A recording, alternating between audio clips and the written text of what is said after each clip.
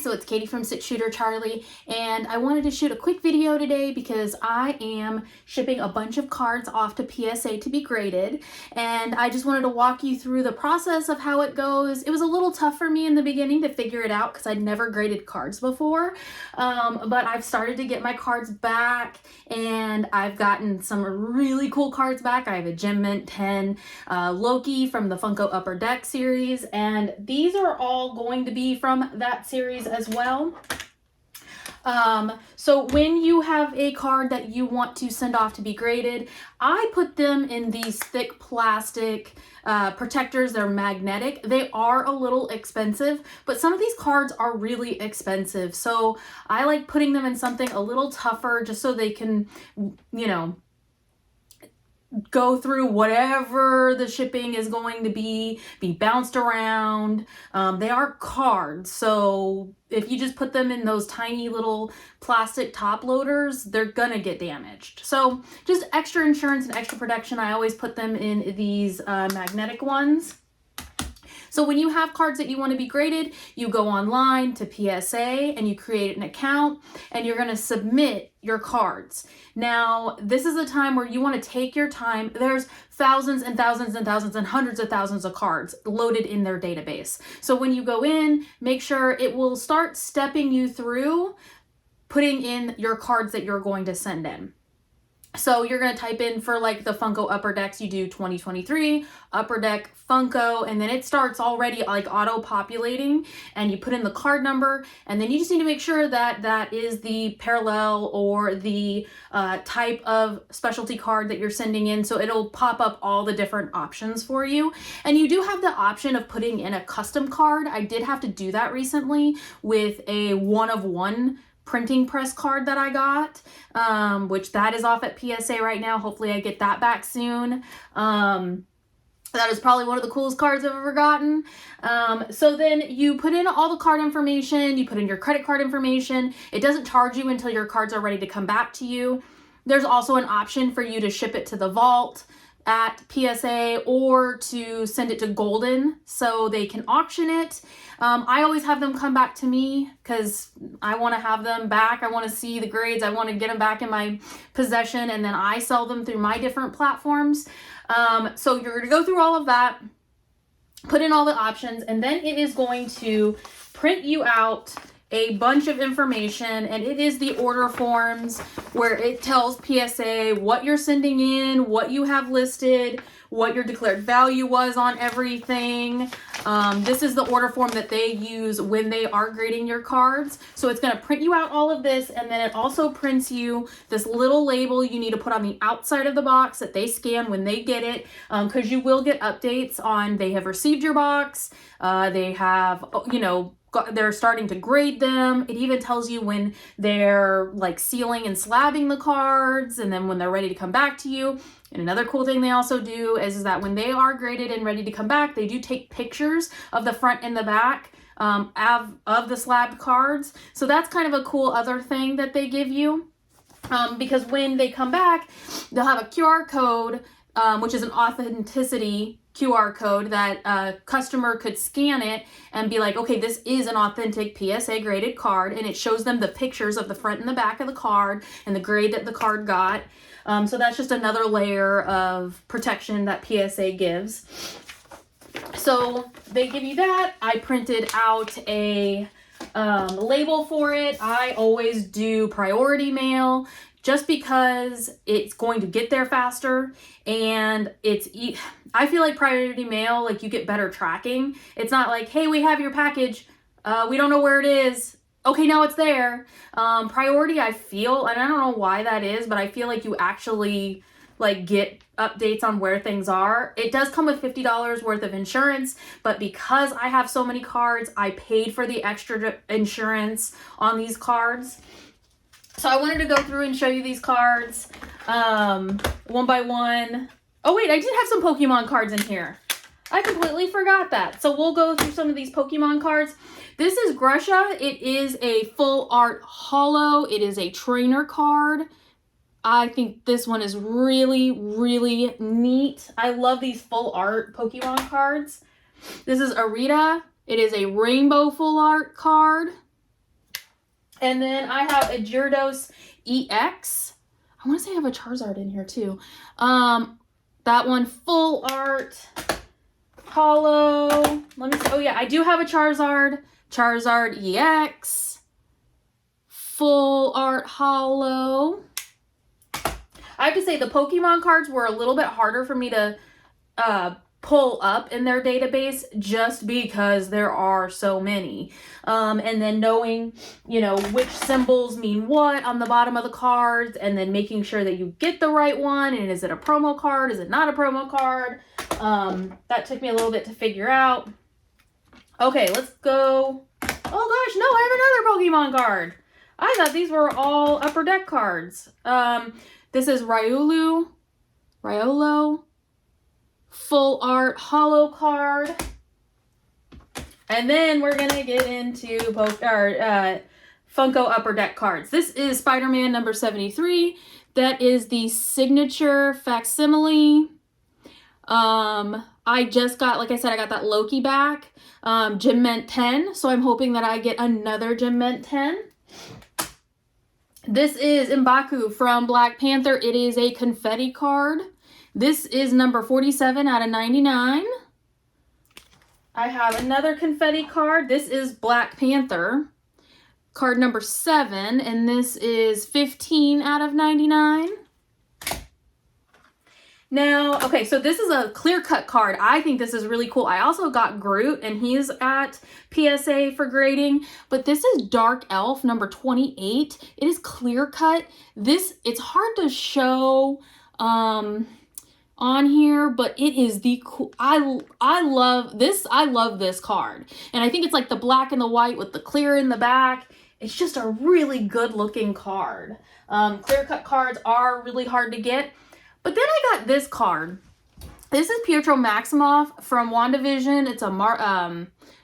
It is a 153. So when I opened the packs, there is 1 through 150. And I got this card and I'm like, 153? I was like, that's not even a card number. And then I was like, oh my gosh, did I get a counterfeit pack? Is that even a thing with these upper deck cards? And then I started looking. There is like a quote unquote secret group of cards that are over 150, and I want to say it goes through 156 or 158 or something like that, and they're called the TV version or the TV series. And so these cards go for a lot. Like I've seen a couple of these cards go for $1,000, $1,200, $1,500. So I immediately got this thing in a card protector to send off to PSA. I do know that this is not going to get a Gem Mint 10. There is a little bit of a corner ding on this one. It's very, very slight, but it's there. So I'm really excited to see when I get this back what it does get, as well as getting it up for sale. I have bought a lot of boxes, so it'd be really great to get some of my return back on those boxes. So I did this as a small flat rate box because I knew that they would all fit in one. It's really nice when you can use the priority free supplies, because that is one thing as a reseller you never really think about until you're really in the midst of everything. Like boxes, shipping materials are not cheap, which I know that's why people reuse certain boxes. They'll also use some of these priority materials not correctly, and I get it. I mean, I get that you're trying to save money, but it's not something you should be doing. So, but packing materials are expensive, so it is really nice when you can use the free ones. That is one nice thing. I've been selling a lot on Poshmark, and Poshmark, everything is priority shipping, and that's been really nice because then I can ship everything in priority mailers. So let me see how I want to do this. Let's see. I've got 10. Let's bundle them up in 2s. No, let's bundle them up. You know what? Let's just do 5. I mean, they're in the hard protectors. So worst case that's going to happen is the protector's just going to get scratched up. No big deal. I can't put too much bubble wrap in there. There's more cards. This is actually probably the biggest collection of cards that I've sent off at one time. I'm usually only doing a couple of cards at a time because I haven't gotten a whole bunch of really rare cards all at one time. Which I should save them up, and I think you get a break when you put in like 20 cards at a time with PSA. You get a break on the grading cost, which is $25 a card. I'm just not like patient enough to wait because it does take weeks for them to grade your cards. So I just don't have the patience to like wait around and wait for the cards to come back. So I haven't done the value option yet.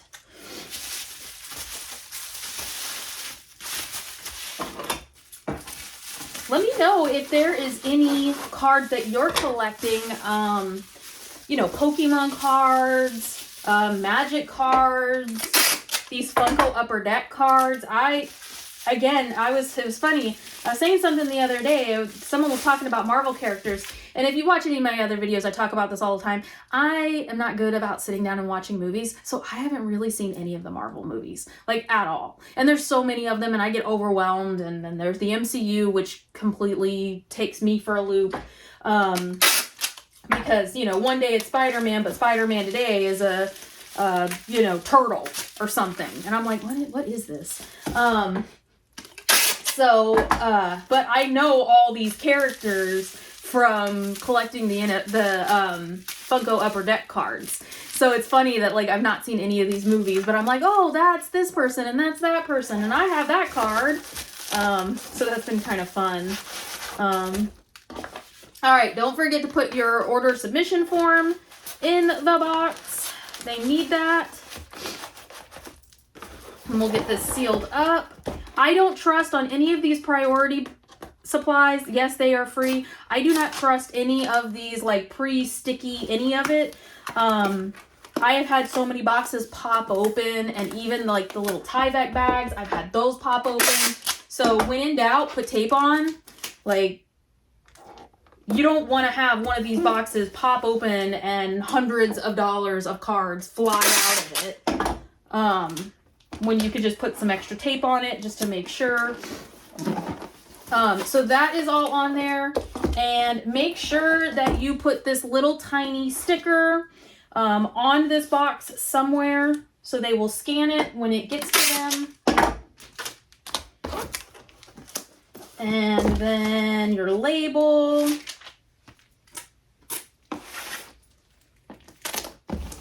I also, another like weird little thing that I do is I always make sure that when I'm putting on the labels, my label sleeves are always bigger than my label. So I put it on a spot where I would put tape normally because that's just free tape right there that you could waste. So that is all ready to go. I am going to throw a fragile sticker on there just for some extra little peace of mind.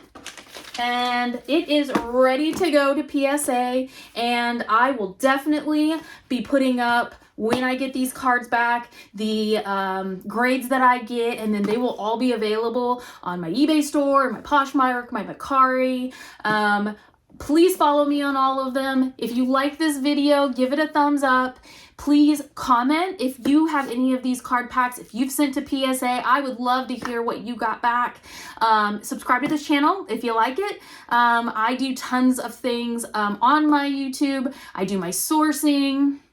I do pick and pack series where I show you how I pack things and what I've sold for that week. I also do Funko mystery box openings where I show you all the hits that I get out of those Funko mystery boxes. And I am also Six Shooter Charlie on everything. So obviously YouTube, Facebook, Instagram. I would love for you to follow me on all of them. I'm gonna have links down below to everything. So thank you so much for hanging out with me, and hopefully I'll get some really great card grades out of here, and I will see you in the next one.